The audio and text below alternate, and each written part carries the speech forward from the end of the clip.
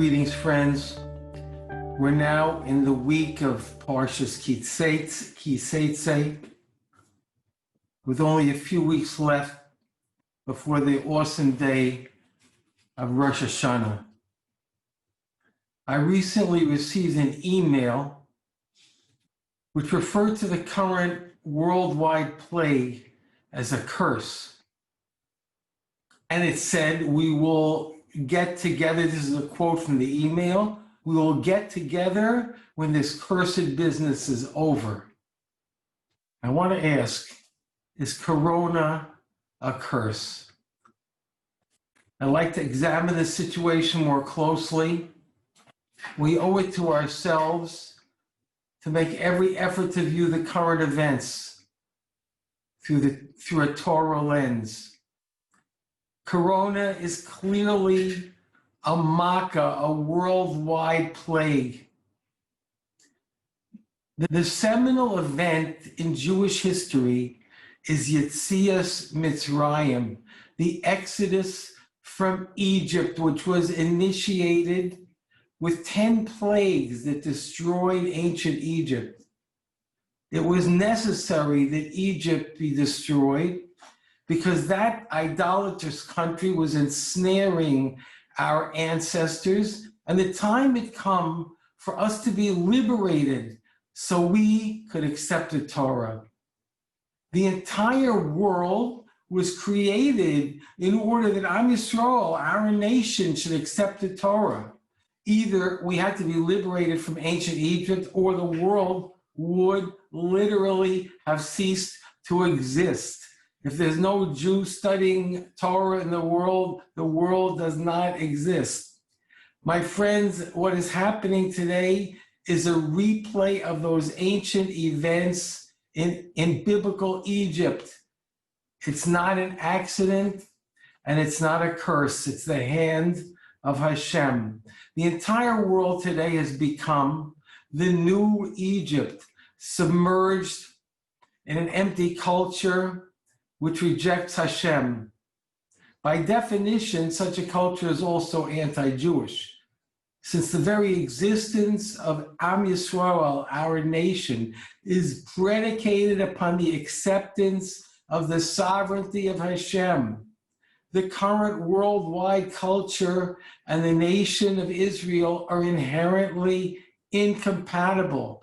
This is why anti-Semitism is mushrooming. It's all coming to a climax. And now the time is near, as in ancient Egypt, for Hashem to take his people out and proclaim the age of Mashiach, the era of the final redemption. This worldwide plague is part of the collapse of the current idolatrous culture, which will make way for the age of Mashiach, at which time it will be clear that, as we say every day in Aleinu, Hashem Echad Yishmo Echad, Hashem is one and his name is one. I'm aware these are shocking statements, although you've heard this from me before. It's not easy to discuss the collapse of the culture in which we've all grown up and which surrounds us on every side. That just indicates the similar nature of the massive events which took place in ancient Egypt and why they were so challenging for our ancestors. We needed a Moshe Rabbeinu then to lead us to that redemption, and we need Mashiach ben David now to lead us to the coming redemption. We're now in Chodesh Elul, the month of Elul, a time for tshuva, in preparation for Rosh Hashanah and Yom Kippur.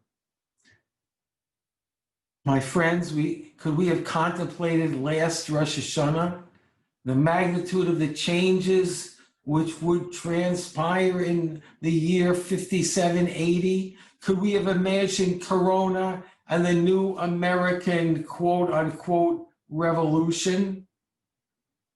The world is in shock and it's not going away. On Rosh Hashanah will be inscribed, and on Yom Kippur will be sealed. How many will pass from the earth? and how many will be created, who will live and who will die at his predestined time, and who before his time, who by water and who by fire, who by sword, who by beast, who by famine, who by thirst, who by storm, who by plague. We contemplate our mortality at this time and prepare for Hashem's judgment. That is why during the month of Elul, we examine our lives with great honesty, refining our thoughts and actions according to the standards of the Torah. Then we endeavor to diminish the bad and build up the good. We should not be afraid of what's going on in the world. As the Torah says in last week's Parsha, Tamim tiyeh im Hashem Elokecha, be wholehearted with Hashem, which Rashi tells us means, quote, look ahead to him, walk with him with wholeheartedness, and whatever comes upon you, accept with wholeheartedness. Just as we are preparing for Rosh Hashanah and Yom Kippur, so Hashem is preparing for the age of redemption. Do not fear. The prophet says in this week's Haftarah, do not fear, for you will not be shamed. Do not feel humiliated, for you will not be mortified, for the mountains may be moved and the hills may falter. But my kindness, says Hashem, shall not be removed from you, and my covenant of peace shall not falter, says Hashem, the one who shows you mercy.